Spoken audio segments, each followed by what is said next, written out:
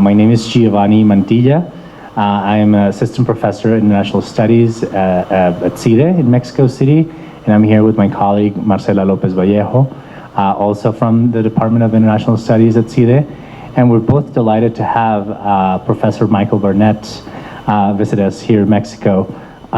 Professor Michael Barnett, as is probably known to all of you watching, is University Professor of Political Science and International Affairs at George Washington University. And he's a global expert on international relations theory and international organization, among others, and among other issues, humanitarianism, global governance, and religion and world affairs. And today he'll be giving a talk at CIDE about the future of global governance. Michael, thanks for coming. We're very glad to have you here. Michael, at the recent ISA, there was a whole panel devoted to the so-called third generation of global governance. You were on it. So without necessarily accepting or debating the generational framing, what type of work or debates would you say constitute innovation at present in the study of global governance? That is, what approaches or issues show most promise for advancing the field of global governance, and conversely, what are debates that should be put to rest? Debates that should be put to rest. I'll tackle that one. Okay, first. No, second. The panel was actually quite interesting because, yes, it was a third generational, and I actually did not know that we were in a third generation, so that was something else I learned at ISA. But I think what the attempt was, which I think was actually correct, was to try to identify, have there been identifiable trends in the study of global governance. And they might say third generation, but what are the waves, what are the common characteristics that we see? Now, the way the idea of third generation was put together was essentially sort of what do we know more about how global governance, mainly from, if you will, a state-centric perspective and the creation of IOs, what have we learned? How is it that states and IOs are working with one another in new ways? What are the new actors that are coming in that are playing a role? How are they all working together in a variety of new architectures? And so I think those were all sort of important questions. There was also, though, again, I think a tremendous amount of attention to this question of effectiveness, which again I think is absolutely important, because if you're interested in questions of global governance, you really are curious about whether all of these architectures are doing anything worthwhile.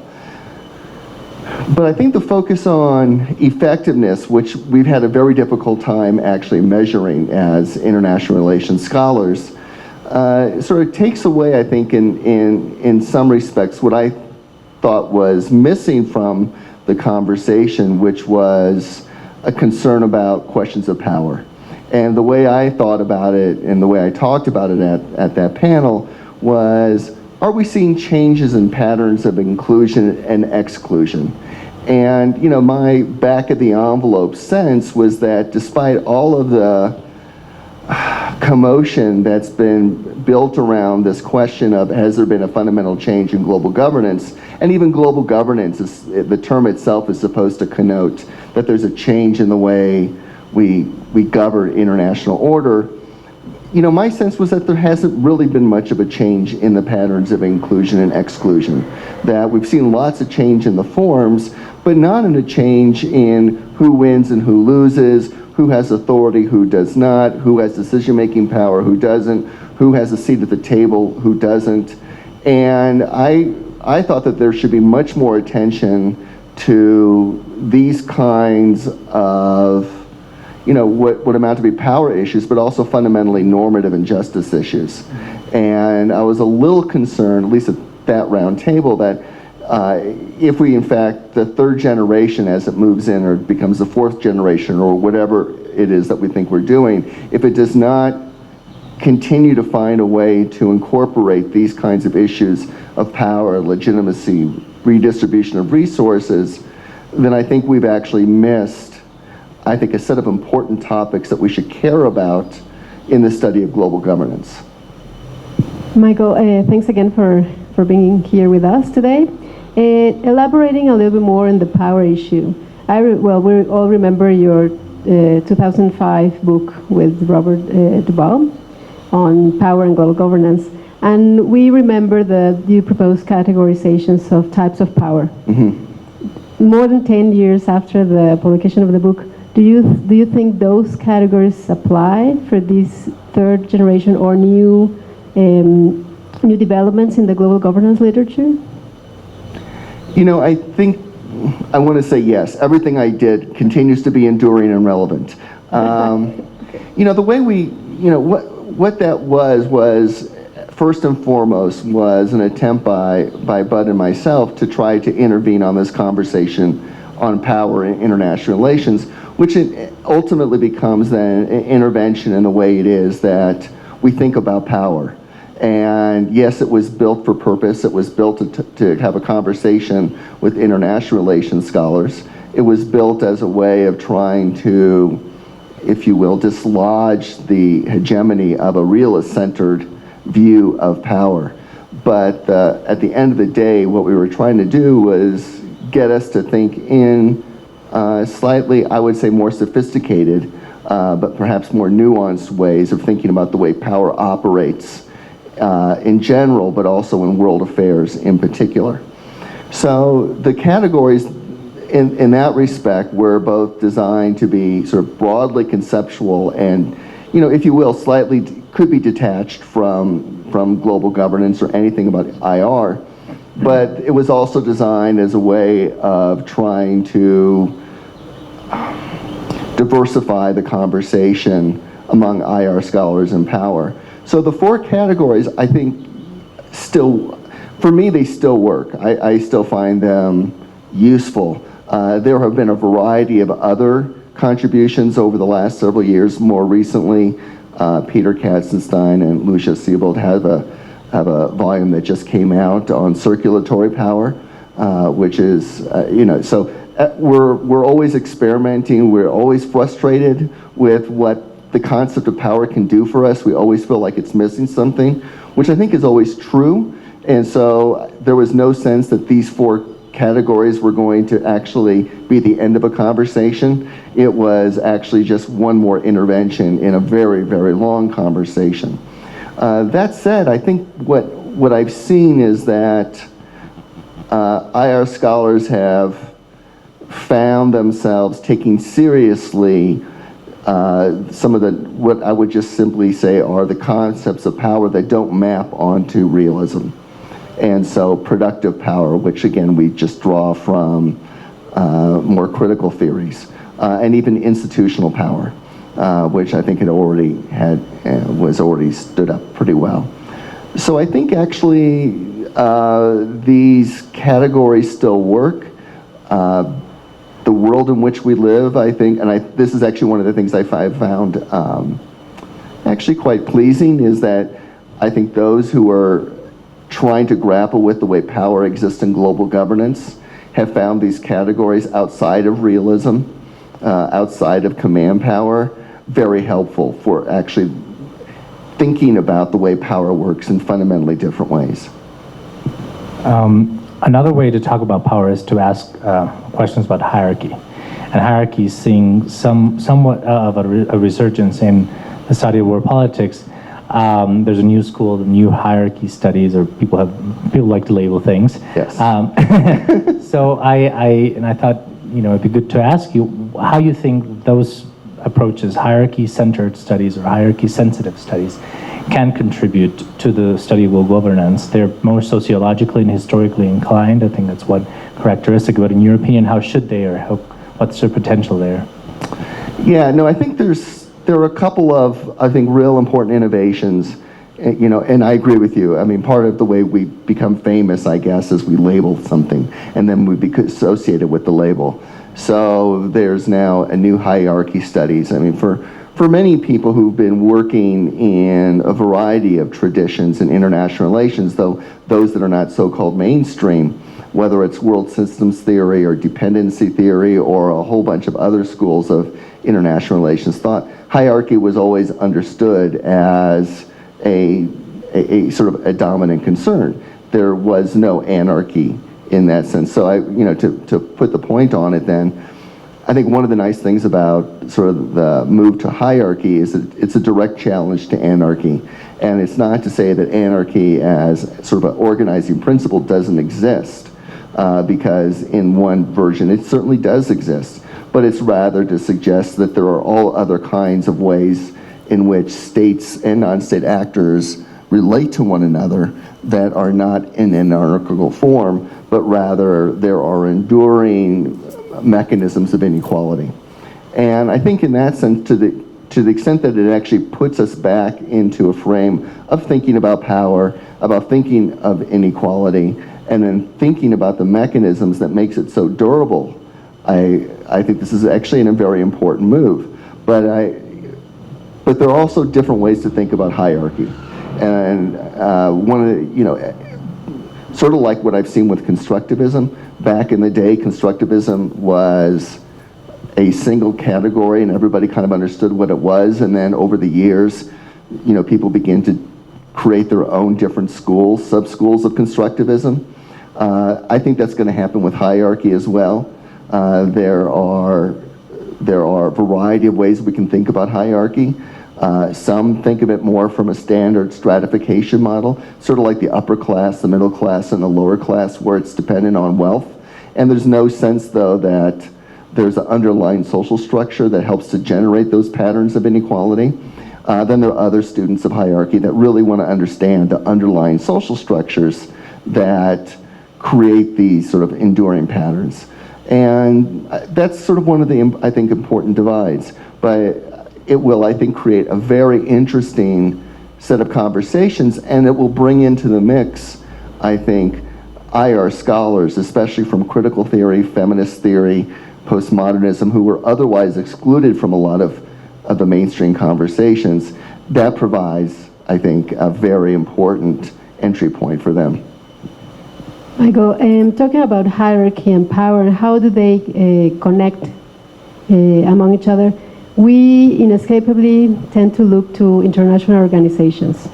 What is the role of international organizations in this power complex, and especially regarding global governance, and especially particularly thinking of the United Nations as quoting you, a cathedral to progress. You have given the examples of responsibility to protect and the International Criminal Court as just atonement. Oh, okay. So what is the role of international organizations? Do they represent hope, progress, or is just penance for the wrong path? Yeah, okay. So how much time do you have? So I would say, my view of international organizations, like my view of, I'm a political scientist, so there's one hand on the other hand. And I think that in many ways, international organizations have a dual orientation. On the one hand, I acknowledge that they are essentially created by states and created by powerful states. So, and they're designed to actually preserve the status quo. That's what they're about. And no powerful states don't create these things with the presumption that in the long term it's supposed to undermine their power position.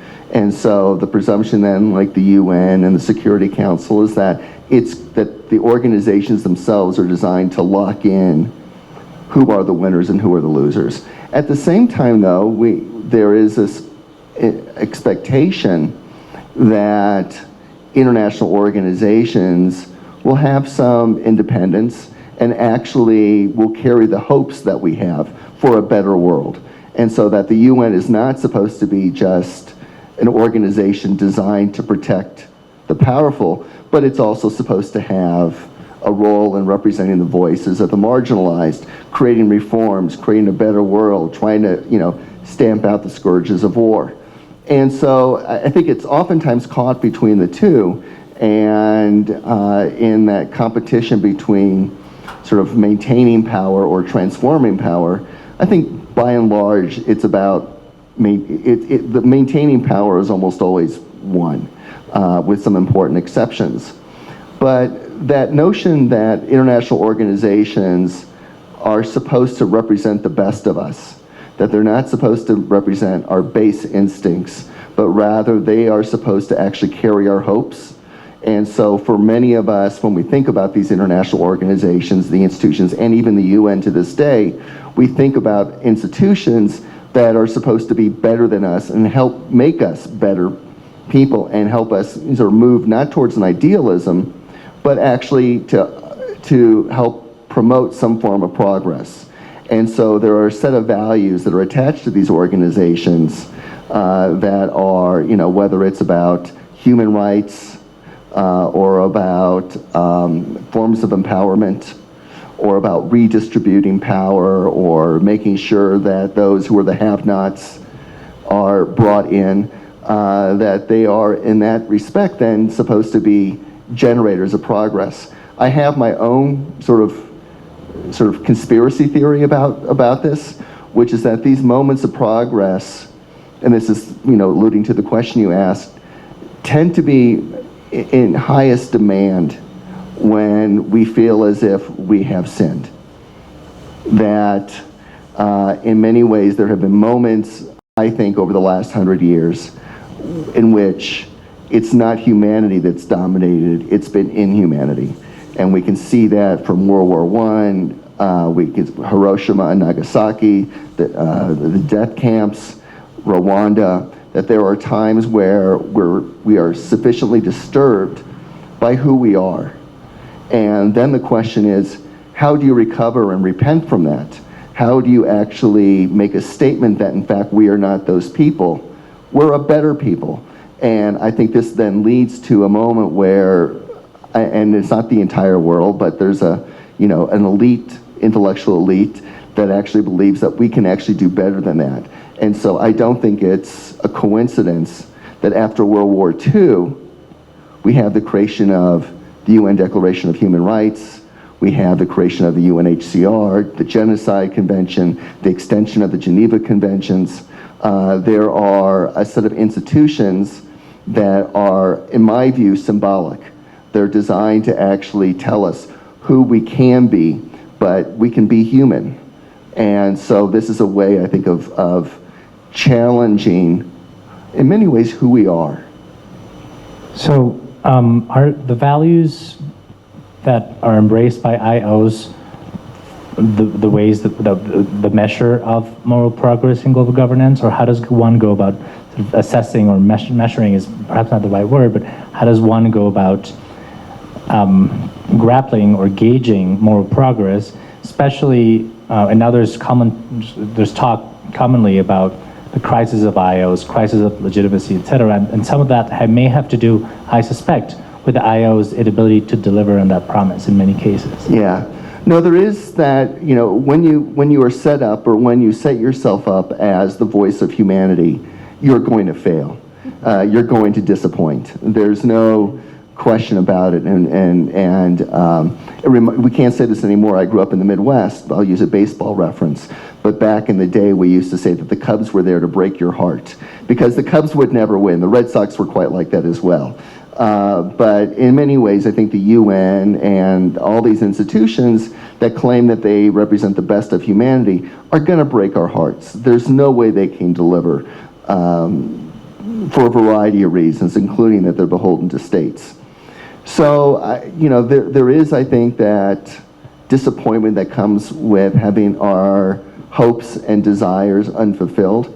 I think also, in many ways, UN and international organizations, depending on which ones we're talking about, are a reflection of various kinds of contradictory processes that are embedded in world order, including the kind of search for values, but again, those sort of base interests. And so I think there's a very complicated interplay between these that exists within these institutions. Here I would give some degree of credit to those that are the international civil servants who are part of these processes, who I think have some autonomy from states that believe that they are actually there in a way that's designed to better the world. The people I meet, for instance, whether it's in humanitarianism or in global public health, do see themselves, I think, fundamentally in that way, but nevertheless are constantly sort of caught under the undertow. And so I think there's that sense that there is going to be progress, but it's constantly being frustrated. I also think that the presumption of progress presumes that there's a consensus about what values we aspire to and appreciate. And I think one of the things that's happened is that these were Western institutions, and what we've seen is a growing diversity of voices and power, which inevitably means that there are going to be a value contestation, which I think as a consequence suggests that these notions of what counts as progress themselves will also be in dispute. This discussion leads us to think on how do we diffuse the values that you're talking about. And we need to talk about the role of experts and the role of the epistemic communities in diffusing these values, maybe Western values, to other societies. And reading one of your latest articles on regulation and governance, you noted that expertise is both a virtue and a vice, in terms of effectiveness in the one side and dysfunction in the other side. Could you explain a little bit on this? Yeah, so the analogy we can offer is, do we want to live in a society of technocracy or democracy? And this is something that we're always sort of debating in terms of domestic governance. Do we want a society that's governed by the experts who really know what's right? And as experts, they don't have to talk to the people. They just have to consult their models, or they just have to consult, the latest in, sort of evidence-based literature, or they consult themselves. It's a very, cloistered community. And the presumption then is that they are working on our best interests. They're working on our behalf, and they're able to bring a kind of technocratic mentality and expertise that allows them to work in a way that will lead to, a more efficient outcome in terms of public ends. But there's not much room for democracy in a technocracy. Because democracy is kind of an obstacle. You don't really want to listen to the people because the people are know-nothings, and they may be inclined towards mob rule. And so you need to have the technocrats relatively isolated from these other kinds of political impulses. And the consequence then is that, you have a degree of trust, hopefully, in the experts. We trust the experts to know the right thing and to do the right thing. At the same time, though, there is this question of a lack of legitimacy because because the people, if you will, are not necessarily included. And so I think had been a romance, in that first epistemic communities literature. The presumption was that a world of expertise is a good thing, that the experts will come in and they can actually identify the solutions to difficult problems. They'll help us figure out how to deal with the ozone layer. They'll help us figure out how to deal with climate change or whaling. And they are objective about this. They've actually put away interest, and they're just looking at the best of science in order to actually create greater cooperation. But that's kind of a hopeful, view of technocrats. There are other views of technocrats that actually suggest that, in this concept, they are, let's not say they're authoritarian, but they're not necessarily ones who are moved by sort of standard democratic values of participation and accountability. And so I think there's a tension here, and there's always been a tension, and I've seen a lot of that tension play out in the areas that I study in humanitarianism, where increasingly what we want are humanitarians who aren't just with a good heart, but who also actually know what makes a difference on the ground. But one of the consequences is that with this sort of new technocracy, they have very little but I don't want to say patience, but there's very little evidence that they take local views or the victims into consideration in terms of their voices. And so I think there's this constant ongoing tension, which I think was missed by that first generation of literature that was looking at epistemic communities and expert communities. Okay, so we're nearing the end of our conversation, so I'm ready to ask the burning question, the inescapable question about the future of a liberal world order. And so as we know, with the election of Trump and other developments... Do we have a liberal world order? Well, so we can talk about that. That was part of the question. Oh, okay.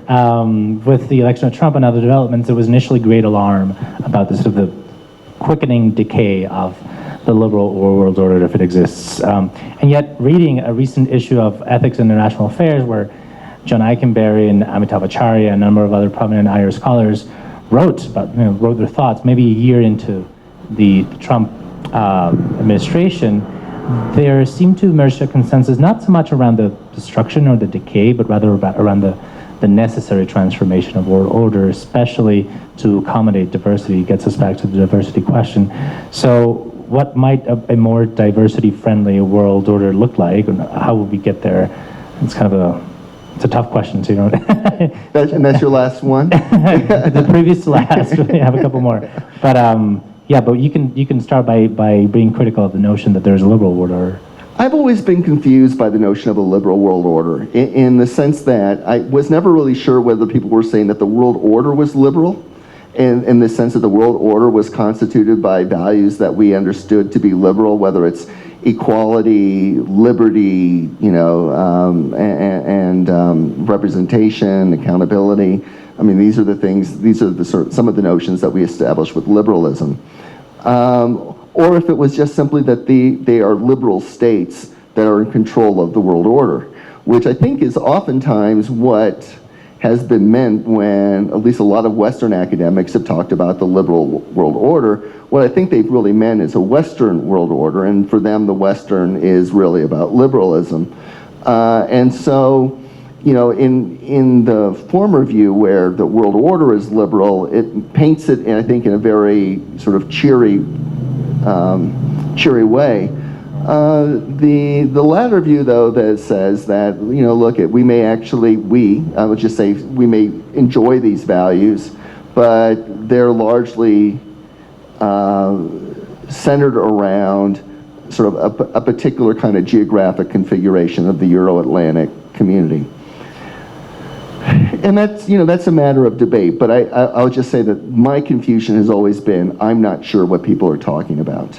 And then there's this question about, which has been going on for a while. This is not a conversation that began with Trump. This is a conversation that began years ago, and it's had various manifestations. In fact, you could say it began in the 1970s with the questions of American decline. And that's where you first began to hear many of the themes. And then, of course, it becomes accelerated with the rise of the BRICS. And so that was a big topic of conversation 10 years ago, still is. But all of it are suggesting that what we're seeing is a shift of power from the West to the rest. And that as a consequence, the expectation is, because this is a world order that was established by the West, which I think is the prevailing view then, that now that you have a shift of power to non-Western countries, you will see then a shift in the nature of world order. They're going to want their voices heard. Their voices and values are not the same as Western voices and values. And so what there's going to have to take place is, for some it might be a struggle. For others it might be an accommodation. Makes it sound more like sort of something that we sit around and talk about. I think these things tend to be a little more violent and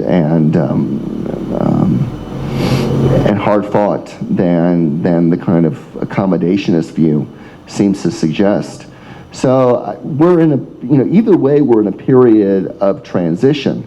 I think one of the questions is, are we going towards something else that has some coherence, where it's liberalism plus something else? And that was certainly the hopeful debate about China and China's rise, that it could be socialized into the existing liberal world order. I think the other debate is whether, in fact, there's fragmentation. That, you know, we see the new regionalism. We see, you know, I think a growing concern about what our interests are and how we share them and how we can organize them. And I think that certainly what's taken place, not just with Brexit, but obviously with the election of Trump, has been an acceleration of those kinds of debates. And I do think that this is a big unknown. I actually am not so sanguine that things will get pieced together so easily. I think it's just as imaginable that there will be a greater fragmentation and that there will be possibly more contestation. If the United States decides that it's got, you know, as they would say in the United States, a dog in this fight, I think one of the shocking things for many of us as observers of world order and global politics is I actually don't think we've ever seen a global leader, to call the United States that for the moment, abdicate so quickly. This is actually a little bit of a surprise. And so I don't know what to say when that ostensible world leader decides that it doesn't want to be a leader anymore and doesn't really want to see itself in anything other than transactional relationships. So you're saying that inside of the vacuum of leadership, the power is shifting to others. Someone is fulfilling the role of the paymaster, right? I'm not, but I think that's a very important point because I'm not sure. I mean, take the recent decision by the United States to leave the Iran nuclear agreement, which again, for many people is stunning. One of the, I think, you know, whether you think that was the right decision or not, I do think that one of the effects is going to be, we have to see what the EU does. I mean, is the EU going to be able to sort of cohere in a way that demonstrates some leadership? If it really cares about the Iran agreement, finds a way to solve it. But it also means it'll probably put it on a collision course with the United States. And so I think the real interesting question that will emerge over the next several months is what this means for broader Western institutions. And what it means to the rest, right? Yeah. Especially, you know, here sitting in Mexico, we see the world quite different from these liberal values in case they are there, right? So we see kind of a gray areas of liberal values approaching to, for example, countries like Mexico or emerging economies or rising powers. And well, you mentioned something very important, that there was a shifting of power to the rest, with the example of China, etc. But we as scholars, we feel in the Global South that shift of power is not yet there for us.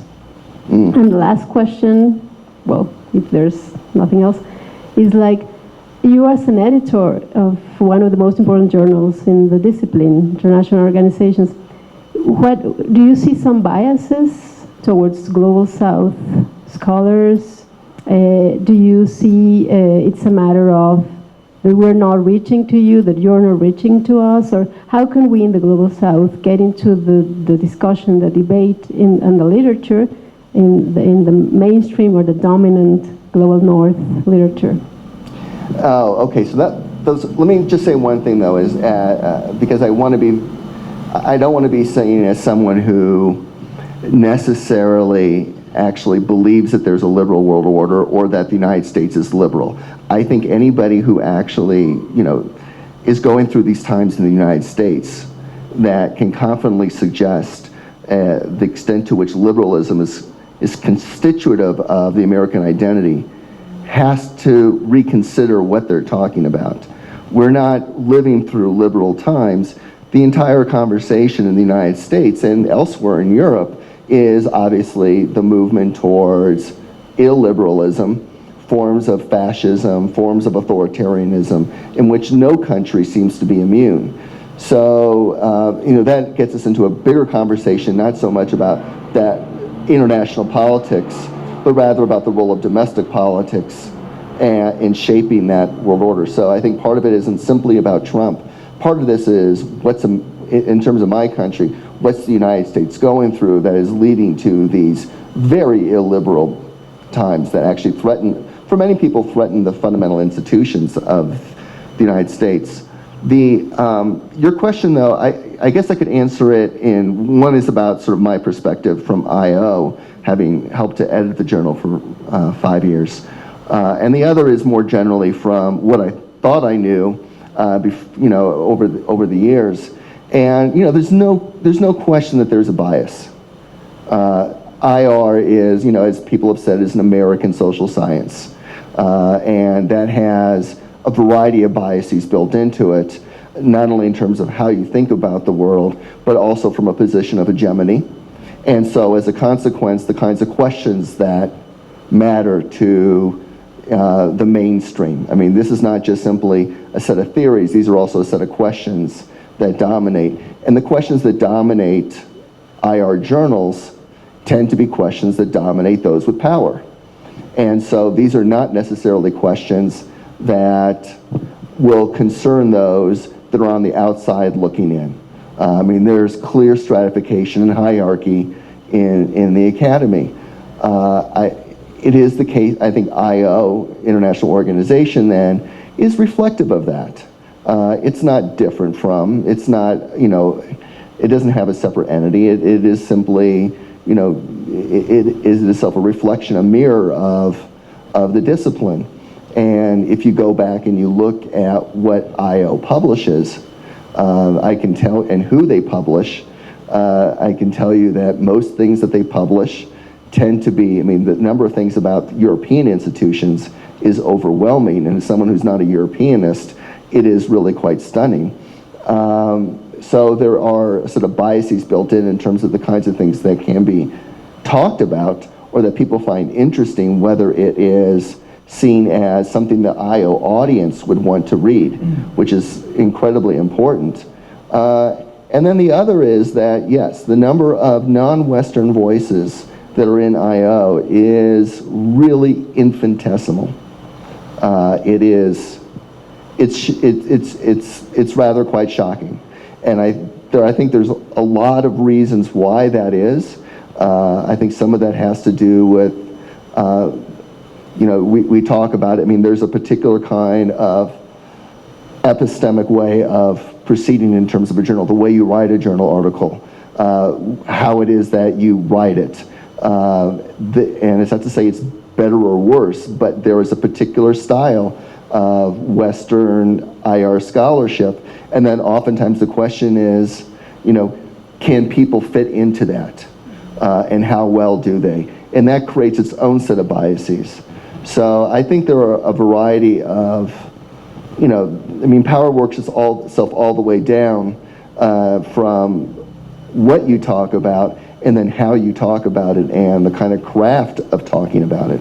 And so, hopefully it'll change. I can tell you that this is something that the IO board worries about intensely.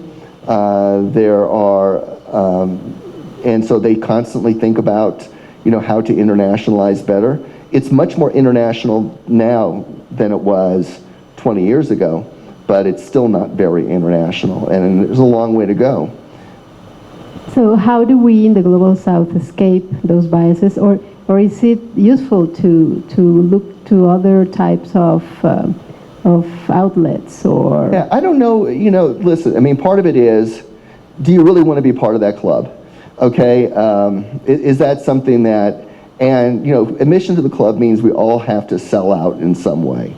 And so, this was the argument against constructivism, is that constructivism began as critical theory and completely sold out and went mainstream. But by doing so, you broke into the club. But at what cost? So I think there's always that question about the intellectual integrity, the cost you're willing to pay to be part of a community. I don't know if for many of us, even who are not from the Global South, those are the kinds of questions that you're constantly asking. I think the advantage now over 20 years ago is that there are so many more journals now that I think provide interesting outlets for, and again, not just simply the Global South, but for those who have alternative views. And, you know, one of the highest ranked journals' impact factor is International Political Sociology. Okay, that's in the top 5, which is really quite incredible, you know, for something that's supposed to be marginalized. It's, in terms of impact factor, it's not. I think there are a lot of interesting journals that are trying to offer themselves up as alternatives and to be a much more diverse platform for scholarship. And so I think that's happening. ISA is fundamentally different today than it was 20 years ago. ISA now, half the members are non-American. It's a completely different professional association. So what that tells me is that there are alternatives. You don't have to be part of it. There was a time where I think IO clearly dominated and American social science clearly dominated, and I think it still does. But I think there are alternatives now, and I think the big question that I do wonder, because I do hear this from those who are from Singapore or Israel or South Africa or Mexico, is so many of them want the cachet of being in the top American journals. And that for them is, you know, that's what gets you tenure and promotion back at your home institution. And, you know, my hope is that at some point when you're up for promotion, people will say, oh, you publish in International Political Sociology. That's the kind of journal that we recognize as, you know, as having credentials and not just IO. So I think the change has to be in both directions. All right, Michael, thank you so much for the robust answers to the questions that we posed. And we look forward to your talk. Thanks so much. Thank you.